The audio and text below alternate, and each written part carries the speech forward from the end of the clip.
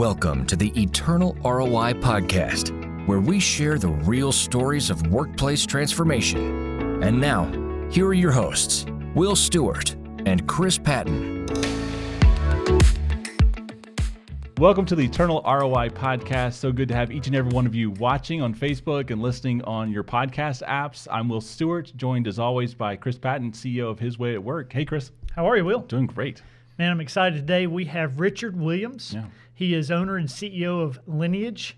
And Richard is just up the road from us in Charlotte, North Carolina, but has locations scattered all over the U.S. And we'll let him tell a little bit more about that. But I think we're going to hear some really good content from Richard today. He's one of those guys that once he gets his teeth into something, he's going to take it all the way. Yeah. And I think he's got some good content for us. So yeah, I can't wait to get started.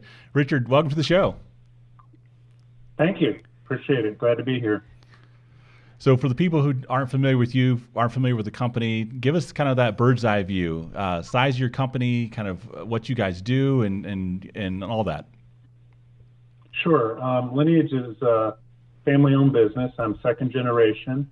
We started in 1984 with $250,000 in revenue, 5 employees and 500 customers. Today, Lineage is a company that's going to be about $15 million in revenue. We're about 105, 110 employees currently and growing, and we have over 15,000 clients.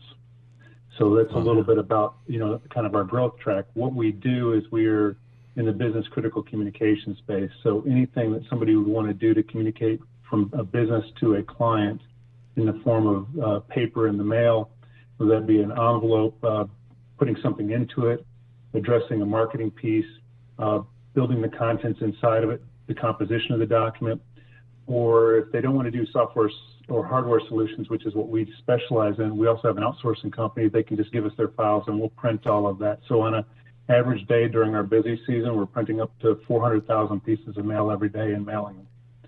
And wow. So that's what we do. And we're spread over 6 states with 5 operations. Wow, that's incredible. So second generation, so you've coming into this business, I guess it's been kind of your life from, your entire working career, or did you spend some time other places and then come in later? What was that like? As my mom liked to say, I started in water sports, which is just really a fancy way of saying that I started as the janitor for the company. So I started doing that when I was 16 years old. I went away to college. Of course, I held different college jobs in restaurants and other various odd jobs. But then after I graduated from college, I moved right into the business as a on-the-street sales professional. Awesome. So was it always kind of a passion, like I want to carry the mantle of this business, this is something that I want to be a part of, or did you ever want to go like, I'm going to go do something else? It has been a passion to always be part of this business. But there was a point in time when I wasn't part of Lineage as it's known today. I actually took one division, bought it from my father, and stepped away for about 4 years and ran it on my own. And then about 4 years ago, I bought all the companies back and then consolidated them back into one and became the sole owner of it. Okay, awesome. It's seeing multiple generation companies is kind of a bit of a rare thing. I mean, it can go for certain generations and then start tapering off, and there's a lot to that. So what's your journey from just creating a caring culture? Because now, you're definitely involved with your employees and helping with the culture, you're helping with the communities. But, did it start that way? Did the companies start kind of with that mindset, or was that something that kind of evolved to what it is today? In the first generation portion, my dad did care about his employees. He set up profit sharing, and not like 401k like we all hear, where you put in $1 and somebody matches it. But he actually funded the profit sharing for the employees. Meaning, if he declared 10% profit sharing and somebody was a $100,000 earner, he put $10,000 in their retirement account. And we continued that even when I went on my own. But when I was on my own, we went into caring culture, but it was really external at that point, meaning we would do call to serve work days and serve in our community. And then we would do other things like that, maybe a food drive or a gift drive at Christmas time. But then there was a change that happened for me, and I came to realize that, it's great to serve externally, and we should all be blessing other people that are outside of our company, but my employees really didn't know how much I cared for them, and they really didn't understand that there was even a vehicle for them to be cared for. So there was a few things that had happened along the way. For example, one of my employees, her husband was the primary breadwinner in their household, and he lost his job, and they couldn't put food on the table. And I heard about that, and I got involved with my management team, and of course we took action on that. But we weren't really set up in a way to where the employees actually knew that. And that really broke my heart when I figured that piece out, that my employees really just didn't know how much I would care for them. And they didn't know that they had an availability should they have a need of some sort. I think a lot of CEOs probably say, I love my employees. If they ever need anything, I'm here for them. All they got to do is knock on my door. There's probably a lot of good-hearted CEOs like that. But what is it about creating a system, creating a platform, actually going through those steps that makes it real and tangible in the lives of the employees? Well, I think what makes it tangible in the lives of the employees is when you now put it out there that you're going to create this culture, this system for them. Now you've really put it on the wall, right? It's like putting your purpose, mission, or core values out there. People now know that this is how you're going to live and how you're going to respond. And so that's one of the pieces, to it is just the communication so that they know, because we don't talk to our employees and say, hey, this month we did this for so-and-so, because that's a private thing for them. But we need our employees to know that they do have an avenue to be cared for. And it's not always financial. I mean, it could be spiritual, or it could be financial, or it could be like one of the initiatives we had last year was to do a marriage weekend retreat for any employee and their spouse that wanted to go. That's more preemptive, right? We're helping them to be in a better relationship with their spouse. And so it's more proactive care than, say, reactive. Yeah. You mentioned earlier, Richard, going from an external caring mindset to more of an internal, that something changed your perspective there. What, if you don't mind sharing, what is it that prompted that shift? What caused you to say, I've got to look internally? So when I was kind of first on my own, as I call it, little Lineage, that's what we called ourselves when we were separated from the bigger company. We still maintain the same name. We really had a focus on community service. But then when I looked at the resources that we put into that, it was like almost 90, 100% of our resources went to external, and there was nothing internal available for the people. So there was 2 or 3 different instances, I should say, that came up that showed me that my employees didn't know that there was a company that would care for them. I had an employee that needed dental work. They were having teeth problem, and we all know if we don't have, our teeth, especially the front ones, we start to talk like this, or we become very self-conscious. So people's front teeth are very important to just their soul, to their demeanor, to their personality. And so we were able to step into that. And so that, along with the other example I gave, has really led me to an epiphany that, we need to take an action and then communicate what that action is going to look like. But the other thing that led us to going down that road is I'm one person, and because we have 5 locations in 4 different states, I can't be there to make wise decisions, right? Because somebody could come and say, hey, I need money to fix my car, but they're in Kansas City, they have gambling on the river, and they call them the boats. So they have gambling on the boats. Well, somebody's going to the river to gamble every week, and then they don't have any money. Well, do we hand them money, or do maybe we help them get, help to stop gambling? Because otherwise we're just enabling that behavior. So we needed some structure as well, right, and some guidelines of what we would help, how we would help, and who would be in charge of it. And the local people at each office are the ones that are really the best to do that, because they're the ones that hear the stories. And probably even today, and we're 2 years plus into caring in that way now, even today, probably at least half of the caring we do does not come from the employees coming up to the caring team. It's from people on the caring team understanding that there's a need and going to the employee and say, hey, I heard you're struggling with this, and then they step in and say, could we care for you? Could we help you? What can we do to come alongside you?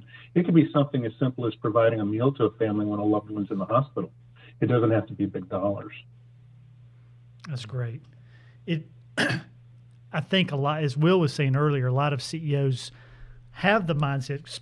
Christian CEOs would say, I do care for my employees. I love them. In fact, you said earlier you did. They just didn't realize how much you cared for them until you started, putting it in writing and actually putting a system to it. I think one of the other things I'm hearing you say, I want to make sure you confirm this, but you probably heard of a certain number of issues or problems pop up. But even when you were just one location, I would imagine there are probably situations around you where you are today that pop up that you never hear about, but they're still getting addressed because people are not having to come to you to get that assistance. Their peers either are learning about it and going to them, or they come to them without having to go to the boss and ask for help. Do you find that to be the case? That is the case. So one of the cool things about our caring culture now, and I don't do it for this reason, but I'll be in a meeting with, say, 10 or 15 of my employees, and we'll have a break. You'll go get something to eat or go to the restroom, and you'll come back, and there'll be a thank you card sitting at my spot. And I'll open it up, and I didn't even know that we were caring for this employee. And they may tell me exactly what we did, or they may be more vague about it, but generally they talk about what we did. So one time I left the room for a meeting and came back, and there was a thank you card, and it was an employee thanking me for our company helping them close on a new house. Because what had happened was, you get that truth in lending statement, and it was wrong. And so, lots of people, when they get their first house, they kind of shove all the dollars they can into that down payment, and they were short a couple $1,000s. And my caring team came alongside them and, helped them with that. And it wasn't a gift. It ended up being a loan with very favorable terms. Like maybe we gave them 2 years to pay for it, and they could pay for it, in 26 pays. I don't even know the minutia of it, because one of the things that is important to caring for your people, if you really want things to grow, is confidentiality. So my caring teams don't share with me what they're doing. Every once in a while, I get a glimpse from an employee when they choose to share. That's incredible. And I love the way you word it. The caring team typically doesn't share with you the details, whereas in most cases, the CEOs we talk to before they go through this system is they're thinking the data or the information should be in their possession, and they may share it with an employee that could help do this. But in your case, you have completely handed over the decision-making and the execution of this caring culture to your employees. And you do not step in, you do not, dictate or require, you just simply give them the guidelines and let them run. And I think you're seeing some fruit from that. Yeah, that's correct. And the neat thing with that is it's empowering them, right? They're getting to learn to care while caring through, our caring team. So they're getting to care for their fellow people. Plus, I think it encourages people to be cared for when you can go to somebody who's your peer and not your boss. Most of us are not going to go to the boss and say, hey, I have a drug problem, or hey, I have this issue at home. Yeah. We don't feel comfortable with that, but I may go to one of my peers and say, man, I'm really struggling now in this certain way. And it's great to see the ideas that the caring team comes up with, both internal and external, of how they would care for people. So one of the cool things that happened fairly early on for us in my Buffalo, New York team, we're coming into the winter season, and they decide that they want to give everybody a really nice snow and ice brush. And for those of us that are in the South, we don't really use those. But up north, if you have a really nice heavy-duty brush and scraper, just clean your windows and brush the snow of your car, that's really nice. And then they gave everybody a gallon of window washing fluid that didn't freeze. It was probably a $25 or $30 gift that was given to every employee, but we got so much traction off of it, just such a small thing, because the employees were like, if you're going to think of me in this small way, how are you going to think of me when I really have a bigger issue? That's awesome. And that's a great way to put feet to the care that you feel in your heart, because if your care and your love for your employees just stays internal inside you, that's a great way just to practically love on your employees. Yeah.